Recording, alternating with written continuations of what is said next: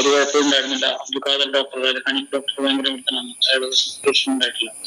ഇതിങ്ങനെ എന്റെ കുഞ്ഞിന് ഈ കൊച്ചു കുഞ്ഞിനെ ഈ 2 മാസമായി ശിശുവിനെയാണോ ഇവർക്ക് കുറെ കഴിയുമ്പോഴേ അതെ, അതൊന്നും പറഞ്ഞിട്ട് കാര്യമൊന്നുമില്ല. ഒരു റിലീജിയസ് പ്രൊസീജിയറാണ്, റിലീജിയസ് കർമ്മമാണ്.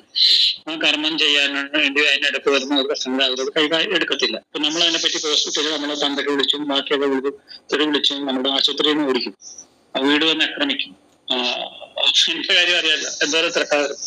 അപ്പൊ അതാണ് പ്രശ്നം. അപ്പൊ അതിനൊന്നും ഒന്നും ചെയ്യാൻ പറ്റില്ല. അല്ലെങ്കിൽ നിയമപരമായി ഇങ്ങനത്തെ കാര്യം മാത്രമേ ഇതിനകത്ത് നമുക്ക് നീങ്ങാൻ പറ്റുള്ളൂ. ഇപ്പൊ ഞാനൊരു കാര്യം മെഡിക്കൽ ഇതിനെ കോറിലേറ്റ് ചെയ്ത് പറയാം. ഇതൊരു റിലീജിയസ് പ്രൊസീജിയർ ഇതായതുകൊണ്ടാണ് ഇത് തുടർന്ന് പോകുന്നത്. നമ്മൾ പഠിക്കുന്ന കാലത്തൊന്നും ഇതിനെപ്പറ്റി നമുക്ക് കാര്യമായിട്ടുള്ള ഇത് ഉണ്ടായിരുന്നില്ല. ഇന്നെല്ലാം എന്നിരുന്നാലും ഞാൻ പഠിച്ചപ്പോൾ തന്നെ എനിക്കറിയാമായിരുന്നു പ്രൊക്യൂഷൻ സാധനത്തില് മീസനേഴ്സ് കോർപ്പസൽ, പെസീനിയൻ കോർപ്പസൽ, പിന്നെ റിസൾട്ട്സ് ബൾബ്സ്, പ്രീനോർവെന്റിൻസ്, ടച്ച് സാധനം എന്നുള്ള സാധനങ്ങൾ അങ്ങനെ ഇത് പഠിച്ചിരുന്നു. ഡേറ്റ് സർജറിയിലായതുകൊണ്ട് അത് കാര്യം കുറച്ച് ഡീറ്റെയിൽ ആയിട്ട് വായിച്ചിരുന്നു. ഇന്നിപ്പോ ഞാൻ ജസ്റ്റ് ഇത് മറ്റേ റൂമിൽ കയറുന്നതിന് മുമ്പ് ഒന്ന് ചാറ്റ് അല്ല നമ്മുടെ മെറ്റയിൽ ഐയിൽ ഇട്ട് നോക്കിയപ്പോ ഞാൻ പഠിച്ച സാധനങ്ങളായിരുന്നു ഇങ്ങോട്ട് ഇങ്ങനെ ചിലവരാന്ന് ഇങ്ങനെ എഴുതി വന്നു. ഇന്ന സാധനങ്ങള് മീസനേഴ്സ് കോർപ്പസൽ, അത് സ്ലൈറ്റ് ടച്ച്, പെസിമിയൻ കോർപ്പസൽ കുറച്ചും കൂടി ഫേമൽ ടച്ച്, പിന്നെ പെയിൻ ആൻഡ് ടെമ്പറേച്ചർ സെൻസേഷൻ. ഇതൊക്കെ എന്തിനാണ് ഉദ്ദേശമാണ്? നമ്മളുടെ സെക്ഷൽ പ്ലഷർ ഗ്രാറ്റിഫൈ ചെയ്യാൻ വേണ്ടി ഉണ്ടാക്കിയിട്ടുള്ള സാധനങ്ങളാണ്. അപ്പൊ ഒരു കാലത്ത് മെഡിക്കൽ പ്രൊഫഷൻ ഉണ്ടായിരുന്ന കാലത്ത് ഇതിനെപ്പറ്റി ഒന്നും വലിയ നോളജ് ഒന്നുമില്ല. ഇലക്ട്രോൺ മൈക്രോസ്കോപ്പ് ഒന്നും വന്നിട്ടില്ല, മറ്റു മൈക്രോസ്കോപ്പുകൾ വന്നില്ല, ഹിസ്റ്റോപത്തോളജി ഈ സാധനങ്ങളോ സ്ക്രീനിങ്ങോ കാര്യങ്ങളൊന്നും വരാത്തൊരു കാലത്ത് ഈ സാധനം തലമുറകളായി മുറിച്ചുകൊണ്ടിരിക്കുന്ന സാധനമാണ്. വലിയ പ്രശ്നങ്ങളൊന്നും ഉണ്ടായിരുന്നില്ല. ഇതിനുള്ളൊരു പർപ്പസ് എന്നുള്ള കാര്യം നമുക്ക് അന്ന് മെഡിക്കൽ ഉള്ള ആൾക്കാർക്കും ഇന്നത്തെ പഠിക്കുന്ന പലർക്കും ഇത് അറിയില്ല എന്നുള്ളത് കാര്യം.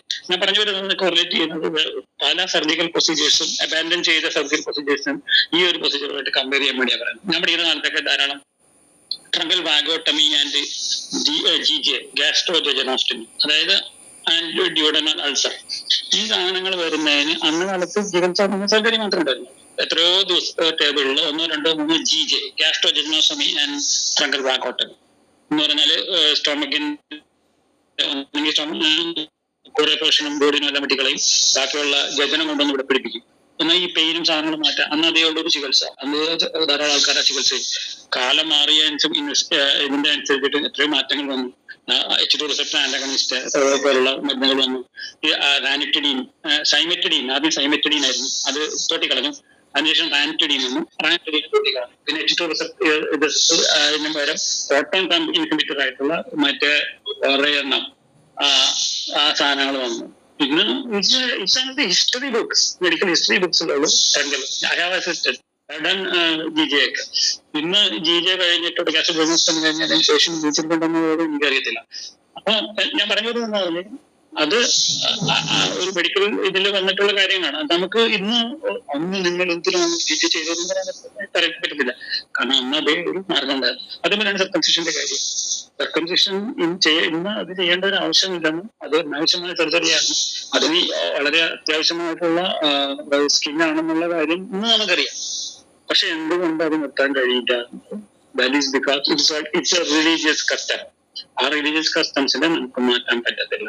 അത് തന്നെയാണ് ജ്യൂസ് ചെയ്യുന്നതും പിന്നെ അല്ലെങ്കിൽ മുസ്ലിംസ് ചെയ്യുന്നത്.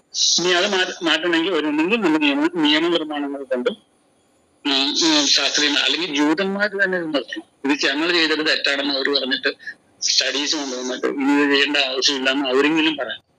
എന്നാലേ ഇതിനൊരു മാറ്റം ഉണ്ടാകും. അല്ലെങ്കിൽ ഇത് പറഞ്ഞുകൊണ്ടേ ഇത് കാരണം അതൊരു റിലീജിയസ് സാധനമായതുകൊണ്ട് മാത്രമാണ്.